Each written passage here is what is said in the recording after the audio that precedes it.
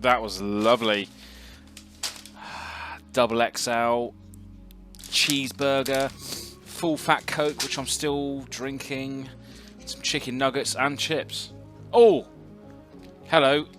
Let me just turn Rudy off. Shut up, Rudy. Shut up, Rudy. Oh, hello. Welcome back to Pass the Turn. Sorry, you caught me there. Today we're going to be doing a Otrimi, the Ever Playful deck tech. This commander set, albeit I do have my reservations on whether it should be a set that is isolated rather than tied down to the themes of the actual set, is a completely different discussion. But Mutate is an awesome mechanic and it can be abused, as you're about to see. So, Otrimi or Otrimi is the creature in the background there that you can see. He is a resident of the swamps of Zagoth, which is the Sultai Pie, or the Sultai colour in Ikoria. He is perceived to be potentially a younger member of the same family or same species as Brokos, the apex of Forever. And it is believed that in time, given he mutates enough times, he could potentially even challenge Brokos for the apex predator title of Zagoth. So Otrimi is very, very close to Brokos. Brokos is also in the deck. And it was a tie-up between who do you want to have as the commander. Do you want Brokos, Apex of Forever, who you can keep casting for his mutate cost from the grave? Or do you want Otrimi, the creature that can keep recurring other creatures from the grave if his damage goes through? I ultimately opted for Otrimi because I just thought his recursion factor of getting back other mutate creatures is more beneficial than Brokos, which is just more of a constant factor. So yeah, Otrimi the Ever Playful is a Sultai Commander, black, green, blue, and 3 generic mana to cast him as a normal creature.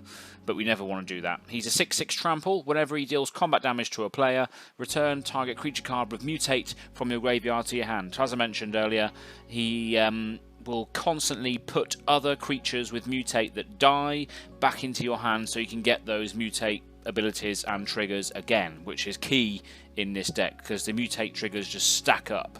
So yeah, and his Mutate cost is 1 black, green and blue, so it costs 4 mana to get him out, so it's a fantastic way of getting around that high mana cost and just getting a 6/6 trampler out on a smaller creature with keywords, which we'll see later, is a fantastic swinger straight away. So I'm going to go through some categories. The first category is what we call high value targets. Now these are creatures that have static abilities, keywords or some additional benefit for mutating onto them. They're not mutate creatures in their own right, but once you mutate onto them, they're going to give you an awesome static ability or keyword. So let me just go through those now. So we have 4 1-drops in this category. The first is Slippery Bogey, or Slippery Bogle. Ogle the Bogle or Goggle the Boggle, doesn't matter, you aren't going to catch it anyway. This is a 1-drop, you can pay green or blue for it, 1/1 hexproof. So a fantastic card to mutate onto, because once you mutate onto it, it's going to give you hexproof, which is great. Next card is a recent addition, and that is Hex Drinker. This is a green mana to play, and it's a 2/1 snake creature, but you can level it up by paying 1 mana. So between levels 1 to 2, he's just a 2/1, or she's a 2/1. But then when you get to levels 3 and 7, it has protection from instants, and it is a 4/4. So it immediately gets some form of protection from instants, so all that sort of spot removal is gone out the window. And then when you reach level 8 and above, it becomes a 6/6 protection from everything, which is absolutely outrageous if you mutate onto this. Just imagine having an Otrimi out that's a 6/6 protection from everything. When it deals damage, get a mutate card back. Great card, Hex Drinker. Next card is Scoot Mob. This costs 1 green. It's a 1/1 insect. At the beginning of your upkeep, if you control 5 or more lands, put 4 +1/+1 counters on Scoot Mob. So again, this is going to be fantastic late game when you get loads and loads of lands out and you constantly put in 4 counters on your commander. That can help towards commander damage and just giving overall more protection from combat. The next card is Death Rite Shaman.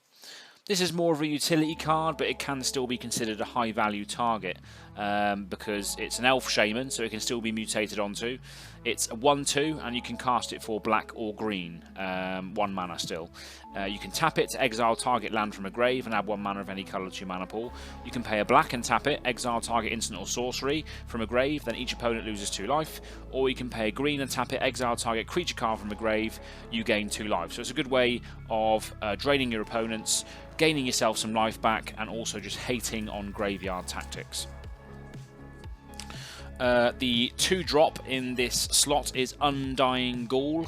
So this is simply a 1/1 with Undying, and it costs 1 black and 1 other. So Undying with Mutate is fantastic. So if Otrimi was to die while he had Undying, both of those cards, let's give you I'll flash it up on the screen as to what the interaction does, but Otrimi basically mutates onto this Undying creature.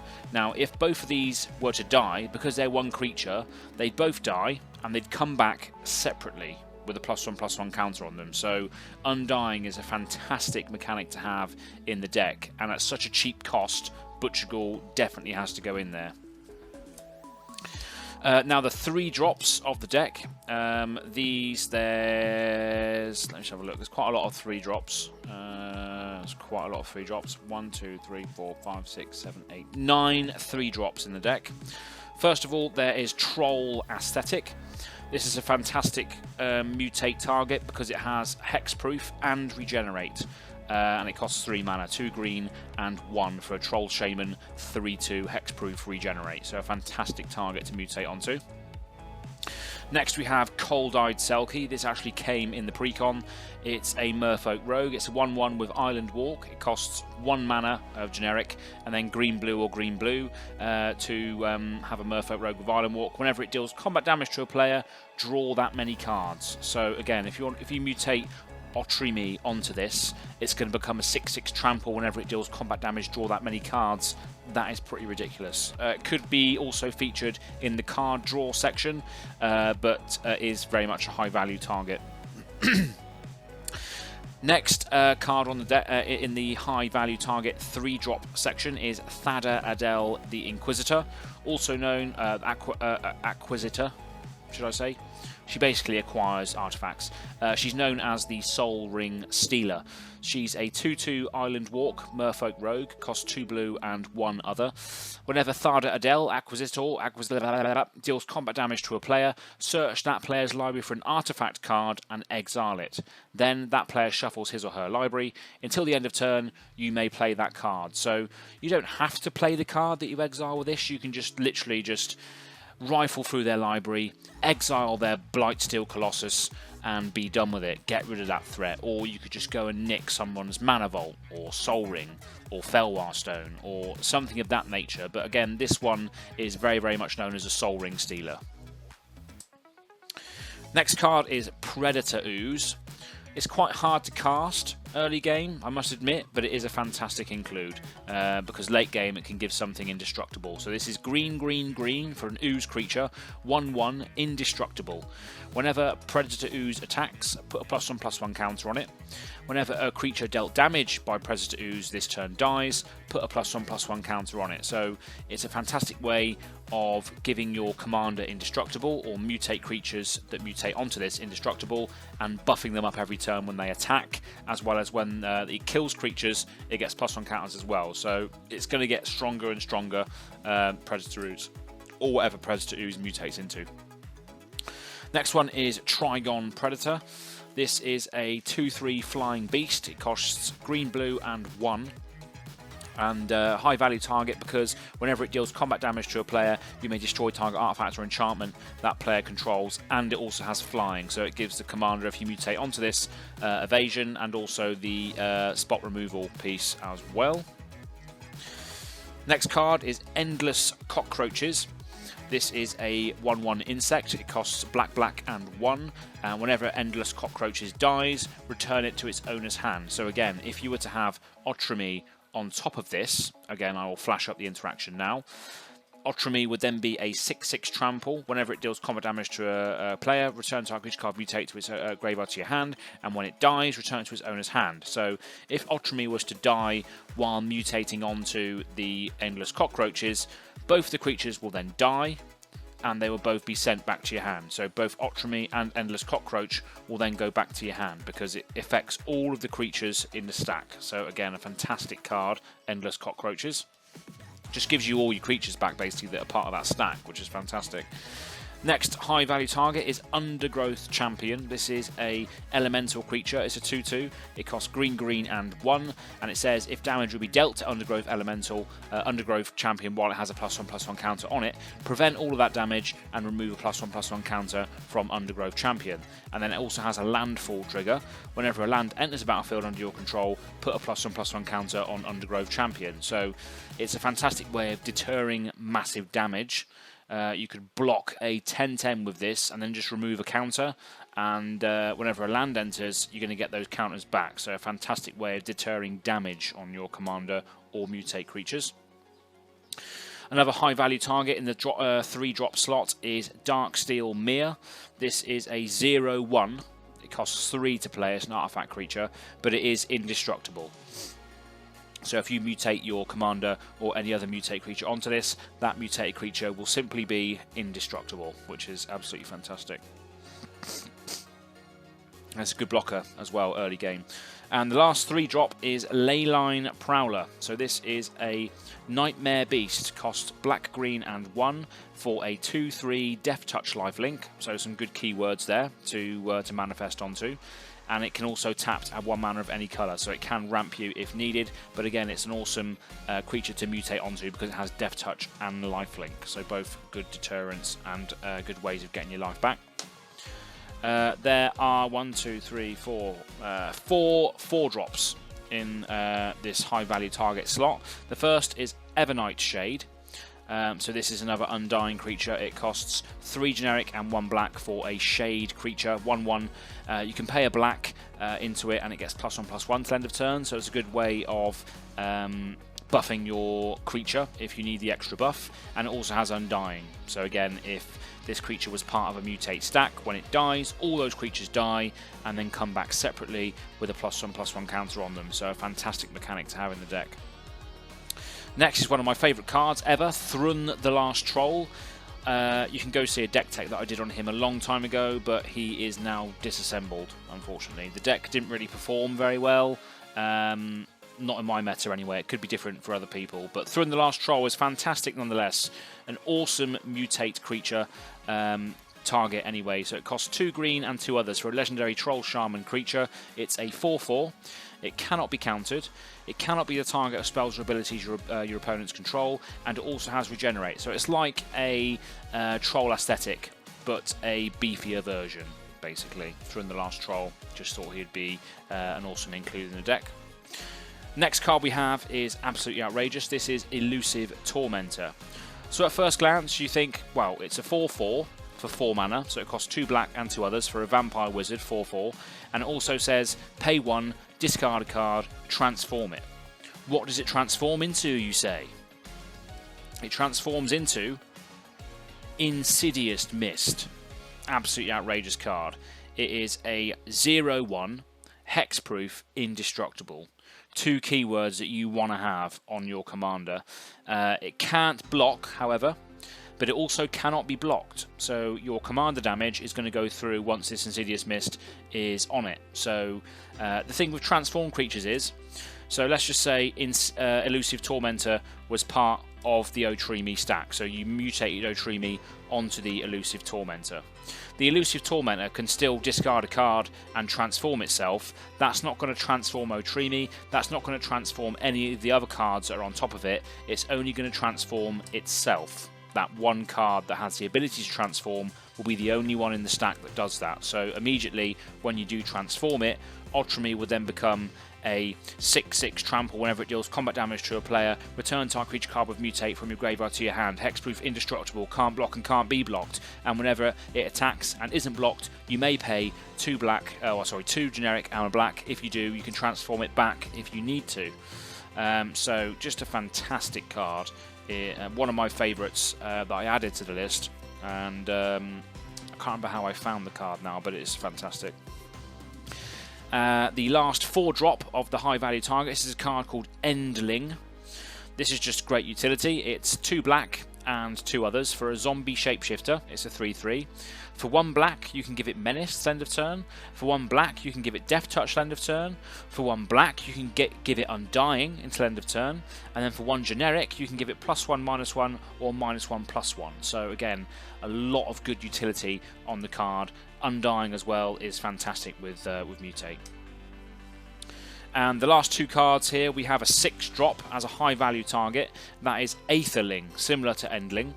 This costs 2 blue and 4 others for a shapeshifter creature. It's a 4/5. You can pay 1 blue and exile it and return it to the battlefield under its owner's control at the beginning of the next end step. So it's a good way of avoiding certain effects because it comes back on the end step. It's like a Teferi's Protection almost. You can just exile it and it comes back at the end step rather than anything else.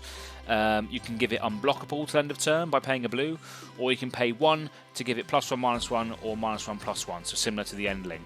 But the good thing about Aetherling is the top ability, which says exile Aetherling, return it to its owner's hand, return it to its owner's control at the beginning of the next end step. What will happen is, again, I'll flash up the interaction. If Otrimi was mutated onto this card, you'd exile the stack, so you'd exile just these 2 cards in this case, you'd exile that stack, and they both come in separately as separate creatures at the end step. So a great way of protecting the creatures, but also giving you that instant ball state at the end as well. So great way of utilising Mutate mechanics.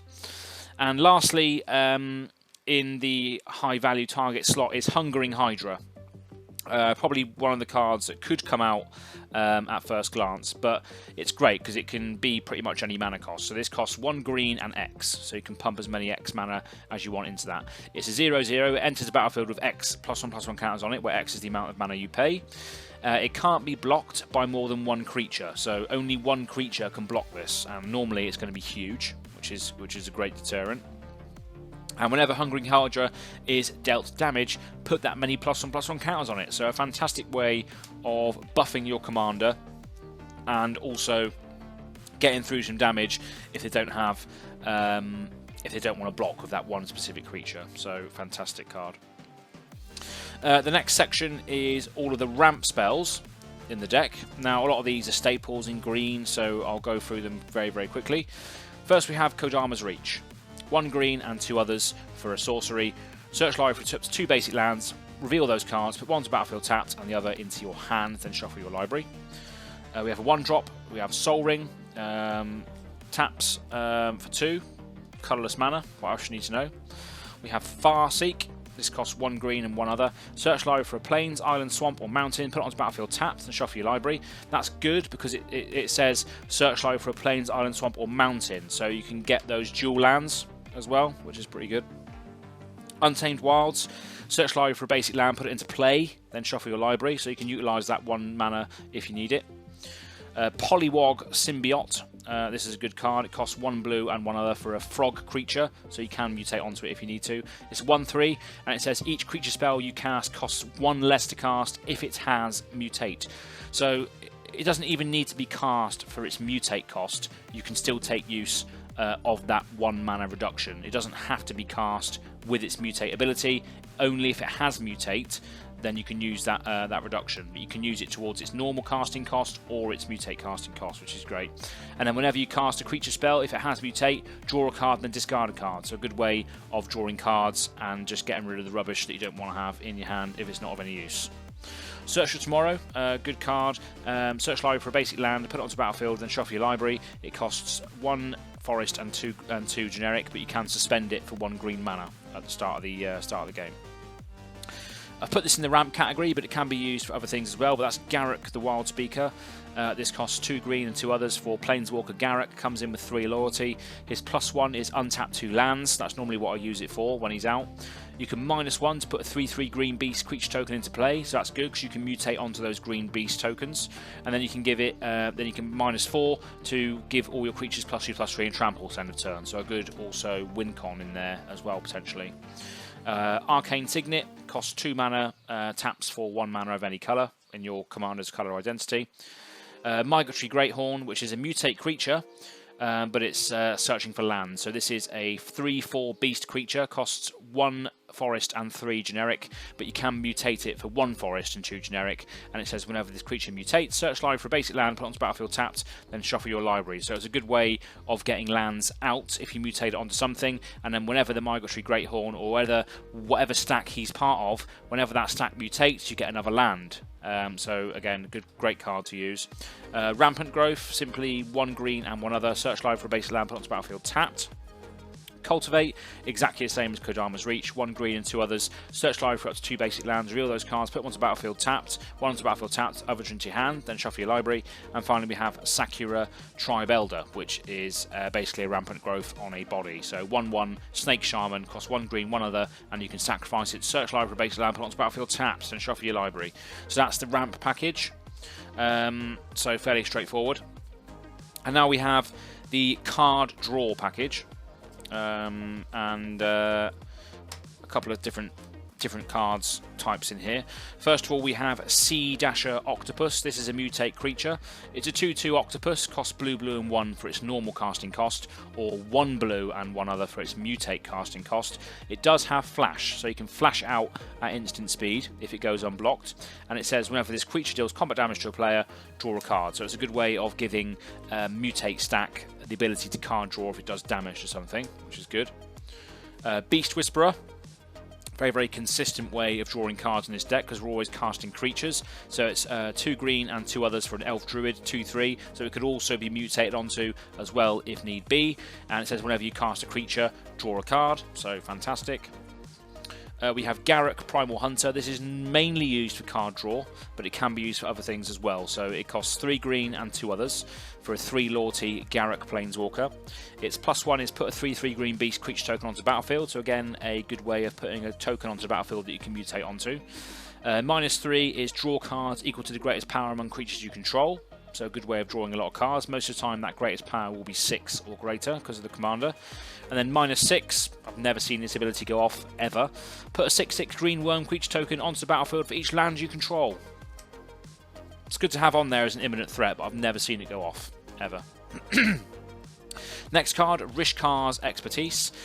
This costs 2 green and 4 others for a sorcery. Draw cards equal to the greatest power among creatures you control. So most of the time it will be 6 or more. And then you may cast a card with converted mana cost 5 or less from your hand without paying its mana cost. So a good free card that you get off the top of that as well, which is great, great card draw spell. Next is Livecrafter's Bestiary, or Bestiary, I don't know how you pronounce it. It's a 3-drop artifact. At the beginning of your upkeep, scry 1, so it gives you a good bit of insight. And then again, whenever you cast a creature spell, you may pay a green. If you do, draw a card. So most of the time we're going to be paying a lot of creatures, so we're going to pay greens, draw cards every time if we want to. Next, Soul's Majesty. Very similar to the aforementioned cards, which say draw cards equal to the power of target creature you control. The only problem with this one is that if it gets removed, you're not going to have anything to target. That's very, very unlikely. This costs 1 green and 4 others. Draw cards equal to the power of target creature you control, so normally 6 or more. And similar to that, we have Return of the Wild Speaker. Very, very underrated card. Go and pick them up while you can. This is a instant as well, which is great. It costs 1 green and 4 others for an instant. You can choose one. Draw cards equal to the greatest power among non-human creatures you control, which will be 6 or more most of the time. Or non-human creatures you control get +2/+3 until end of turn. So it can be used as a card draw spell or potentially a big swing spell as well. So I started to put this category in all of my deck text now, and that is the Rogue Legend. The Rogue Legend. There's always going to be a legend in here that's not the commander, but it is a Rogue Legend that provides some form of intrinsic value. And in this deck, it is Muldrotha the Gravetide. An awesome card that I never ever built a deck around, but it is just absolutely fantastic. Muldrotha the Gravetide. I'm sure there's some absolutely outrageous decks out there, and I'd love to see them being played at some point in the wild. So this is a legendary creature elemental avatar. It's a 6/6 and it costs 6 mana. It costs black, green, blue and 3. And it says during each of your turns you may play up to 1 permanent card of each permanent type from your graveyard. If a card has multiple permanent types, choose one as you play it. So this will allow you to play permanents from the grave for each permanent type. So you could choose an artifact, an enchantment and a creature to play that turn out of your grave. It's just a fantastic card, absolutely ridiculous.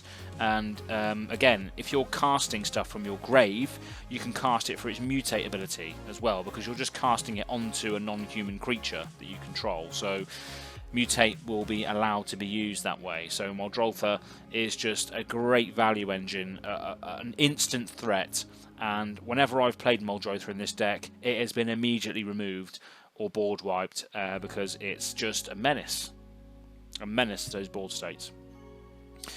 Next category is mutate creatures. Now these come in all different shapes and sizes, and they all do different things, so you're gonna have to bear with me as I go through them all, but there's quite a lot in here. So mutate creatures basically say when this creature mutates, it does something, and every time you mutate onto a mutate creature, it is classed as mutating. So you get those triggers again and again and again if you stack all the mutate creatures onto one card, which is normally what we do. It's sort of like a Voltron strategy, but with added value in Sultai. So that's why I love it. I love Sultai decks, if you haven't gathered.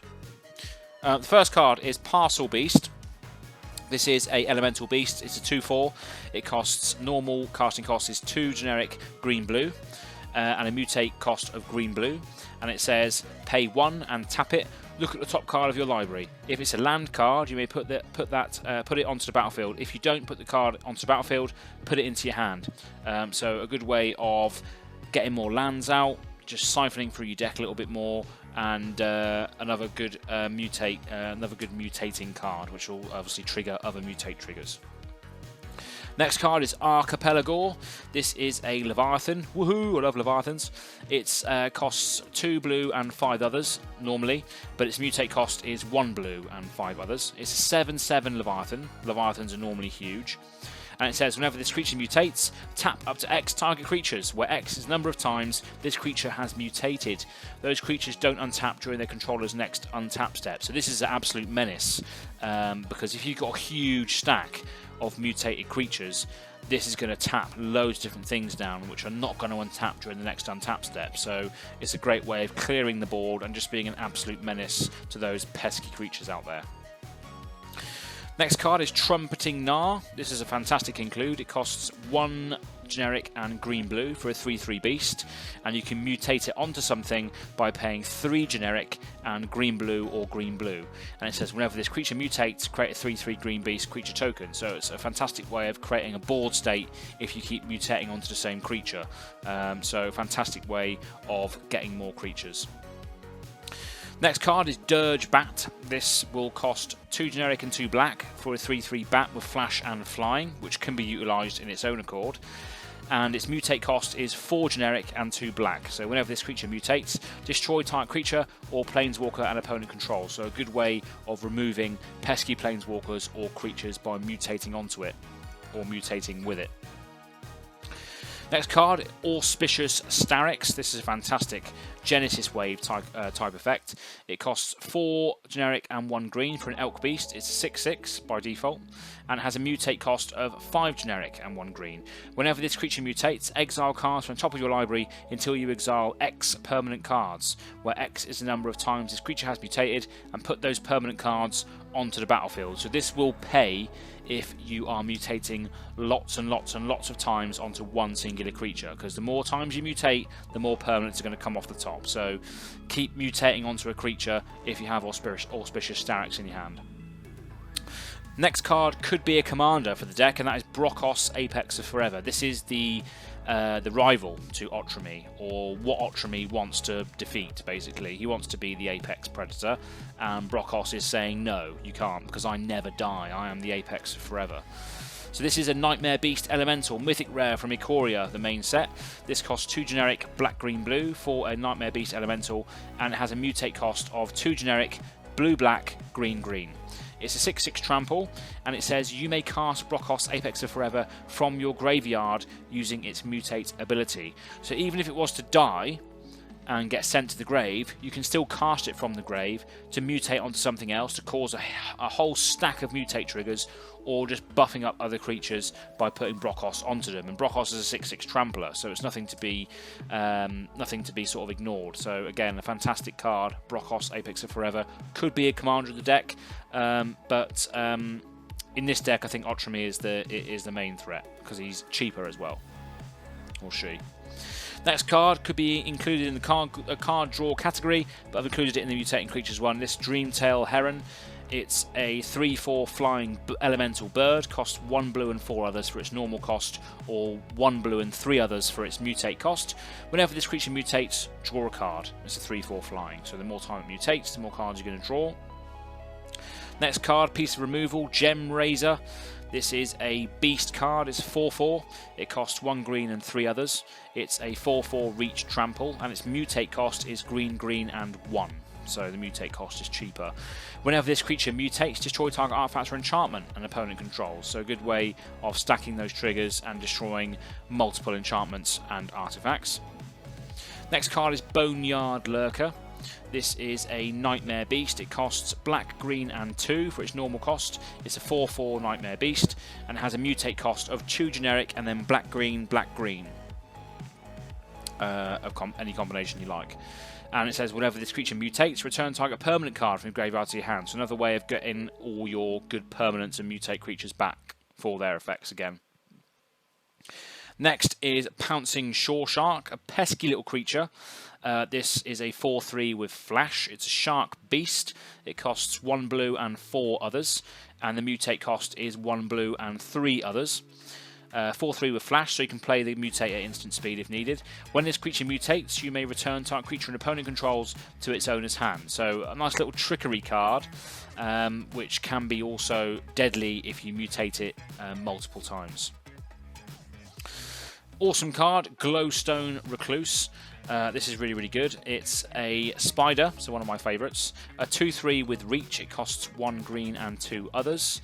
And the mutate cost is 1 green and 3 others for a 2/3 reach. When this creature mutates, put 2 +1/+1 counters on it. So another way of just buffing the mutated creature whenever it mutates into or from something else. Next card is Souvenir Snatcher.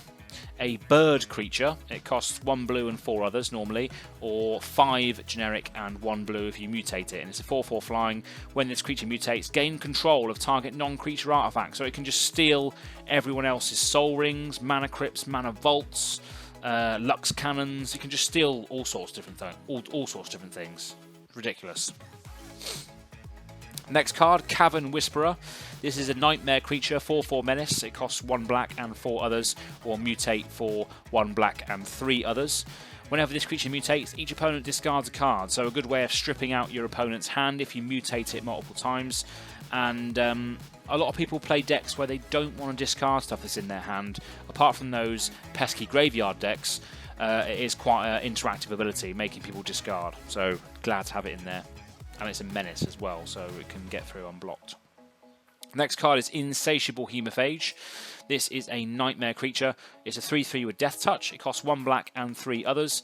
And whenever the creature mutates, each opponent loses X life, and you gain X life, where X is the number of times this creature has mutated. So a good way of getting life back and draining the table if you've got a big mutate stack on the field.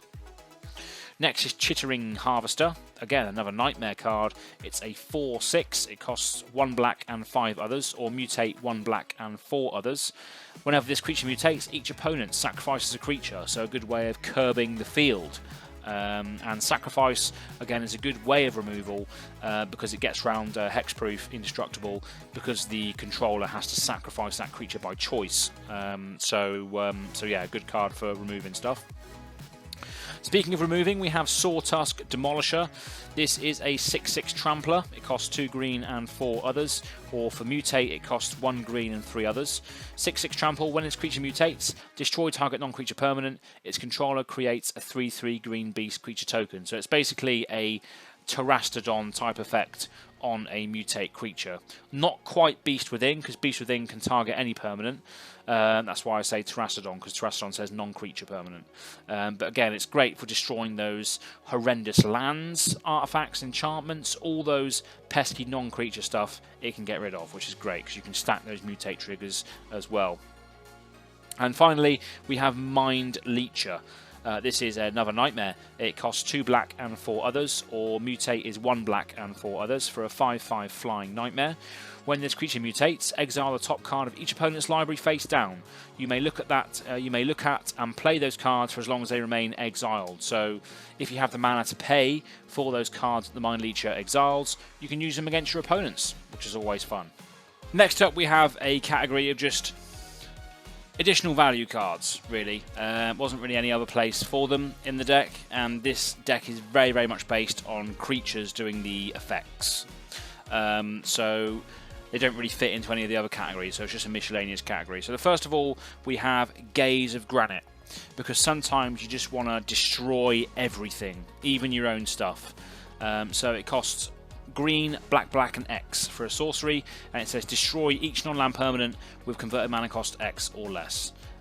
So the good thing about this is Otrimi, your commander. Otrimi's converted mana cost is 6. Although you've mutated it for 4, its converted mana cost is 6, so you can still play this for 5, destroy everything with converted mana cost 5 or less, and Otrimi will still survive with all of the stack that you've built. So it's a good conditional board wipe, so that's why it's in there. Next card is Stranic Resonator. Probably one of the cards I run in pretty much all my decks, because all my decks are very much triggered abilities and stuff. I've come to realise that I love triggered abilities. Stranic Resonator will double the triggered ability. So it's a 2-drop artifact. If you pay 2 and tap, copy target triggered ability you control, you may choose new targets. So every single mutate ability is triggered. So if there's a specific mutate ability that you want copied, you just pay 2, tap this, and you copy that triggered ability again. So a great way of just getting extra value from your triggers in the way that you want, basically. This card is in here sheerly for flavour. It could be put in other decks potentially, but I only have one of them because it came in Commander, the Enhanced Evolution deck, and that is Deadly Rollick. So this is a ridiculous cycle as well, by the way. So it's an instant. It costs 1 black and 3 others if you pay it normally, but it does say if you control a commander, you may cast this spell without paying its mana cost. You'll most likely control your commander all the time in this deck. Because of the stuff that you're mutating onto, it's going to be hard for your opponents to remove that creature. So you can normally just pay this for 0, which is fantastic. It can win games as well. If you get rid of something, if you get rid of someone's only blocker, and then you swing in for huge commander damage of your mutated creature, or you can get rid of another pesky creature. It's just a great card, really. It's just a great cycle as well. The other cards in the cycle are very, very good. That's Deadly Rollick. Next we have Mythos of Brokos. This card is basically just tutoring for Brokos. So it's a sorcery. It costs 2 green and 2 others. But if you spend black and blue in the cast, so basically if you spend Sultai mana plus 1 other to cast this spell, search library for a card and put that card into your graveyard. What you want to be doing is chucking Brokos into the graveyard, because you'll be able to cast him from the grave with his mutate cost. And it also says return up to 2 permanent cards from your graveyard to your hand. And then finally we have an ultimatum, Emergent Ultimatum. This is a ridiculous card. It's black, black, green, green, green, blue, blue for a sorcery. Search your library for up to 3 monocoloured cards with different names and exile them. An opponent chooses one of those cards. Shuffle that card into your library. You may cast the other cards without paying their mana costs, and then exile Emergent Ultimatum. So this is a fantastic way of just getting some horrible cards, and you can cast them without paying their mana costs. So it's just a fantastic way of just getting some big beaters out there, or just some very, very horrible cards in the deck, getting them out as soon as possible. So that's the non-land cards in the deck. So that's the whole deck done. Now, if you want to stick around, you can do, but if you don't want to stick around for the lands, I don't blame you, because it's just lands. But please make sure you like and subscribe to the channel. That would be fantastic. And if you're looking to pick up any of these cards, go and check out our affiliate links in the description box below, please. That would be fantastic. But if you do want to know what lands I am running in this particular deck, then stick around. So the basics, we have got 1, 2, 3, 4, 5 swamps. 1, 2, 3, 4, 5, 6, 7, 8, 9, 10 forests and 2 islands in the deck. And then we have an assortment of non-basics. So first of all, we have Simic Growth Chamber. Budget land, enters the battlefield tapped. When it enters the battlefield, return a land you control to its owner's hand, and it taps for green and blue on the next time round. Rogue's Passage. Fantastic commander staple, because it allows you to get unblocked commander damage through, which can end someone's game very, very quickly. Dimir Aqueduct, which I just dropped on the floor because it's an aqueduct. This enters the battlefield tapped. When it enters the battlefield, return a land you control to its owner's hand, and it taps for black and blue. Sunken Hollow, it's an island swamp, and it enters the battlefield tapped unless you control 2 or more basic lands. So most of the time it comes in untapped, which is great. Command Tower. Taps to add black, green and blue in this deck. Fantastic. Opulent Palace taps to add black, green and blue, but it does enter tapped.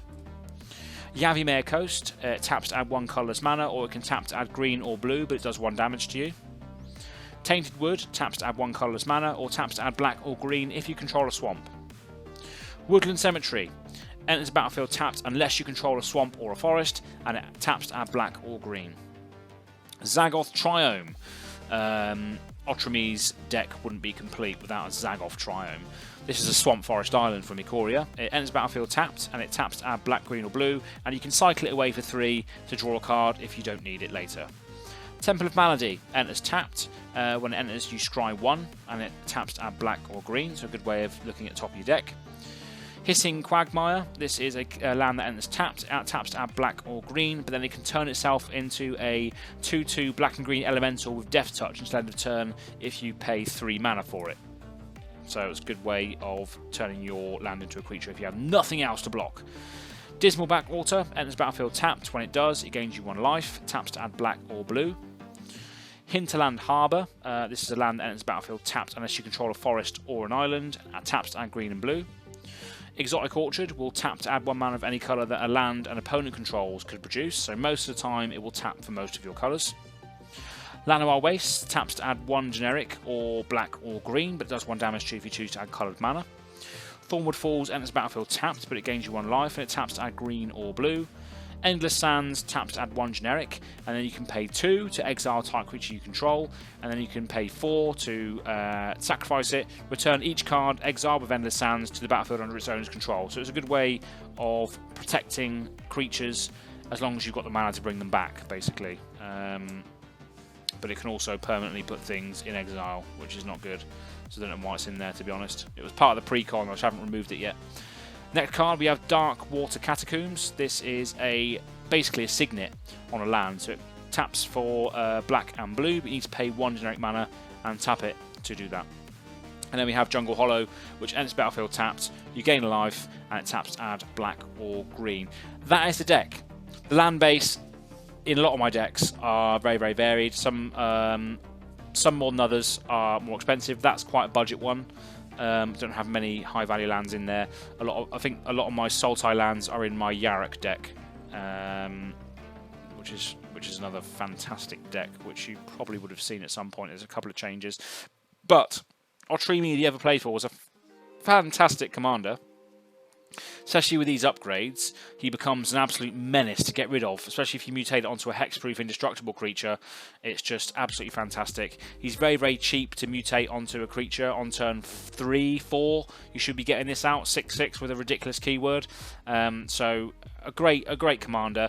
The only gripe I have with Ikoria is that I don't think commander sets should come out with one of the main sets. I think it should just be a standalone thing, but that is a conversation for another time. Thank you very much for tuning in, and we'll see you next time on Pass the Turn. See you later.